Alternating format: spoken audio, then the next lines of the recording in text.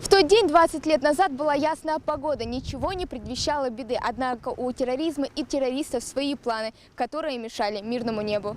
22 июня 2004 года в мирную для всех летнюю ночь в Ингушетии погибло 98 человек, ранено было 104, из них среди мирных жителей погибло 27. Под покровом ночи на города Назрань, Карабулак, станицу Орджоникидзевскую практически одновременно было совершено нападение нескольких групп боевиков, вооруженных автоматами и гранатометами. Трагическую дату вспоминают юные жители Яндери. Ту страшную ночь Ингушетия приняла на себя страшный удар со стороны международных террористов.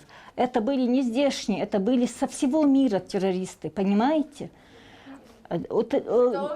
Да, и правильно же говорят, что у терроризма нет нации, вот вы слышали, наверное, да, потому что со всей земли вот собираются эти плохие люди, чтобы людей убивать. Вот, настоящий человек этого же никогда не сделает, как вы думаете? Нет. Да. Специально к памятному дню здесь подготовили выставку картин для сотрудников силовых структур, которые исполняли свои обязанности. Та ночь стала роковой. В одно мгновение сломались судьбы, мечты и планы на будущее. Завтра исполняется 20 лет нападения на сотрудников МВД Ингушетии.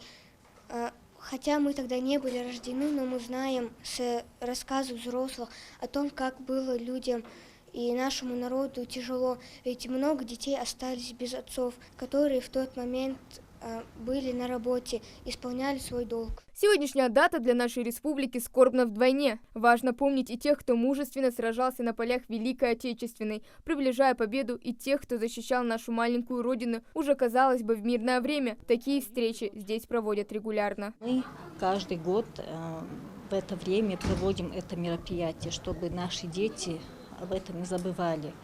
Для Ингушетии это двойная скорбная дата. В 1941 году было нападение фашистов и в 2004 году нападение террористов.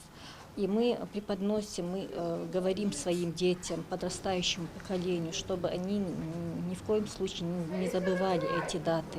На вечере памяти говорят, стержень народа помог справиться с каждой волной невзгод, что обрушивала судьба на ингушей. Но пусть эти события станут последней черной страницей в истории нашего народа. Хава Гагиева, Алисхан Гаравожев, Магаз 24.